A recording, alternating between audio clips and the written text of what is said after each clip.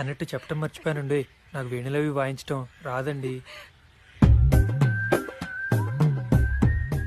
బంగారు పన్ను ఇప్పటిదాకా నచ్చాడు. అర్థం కాలేదు. ఎవరినైనా ప్రేమించారా? అలాంటిదే లేదు, కానీ ఒకడు నా వెంట పడుతున్నాడు 3 నెలలుగా. నచ్చాడా? చంపేస్తాను.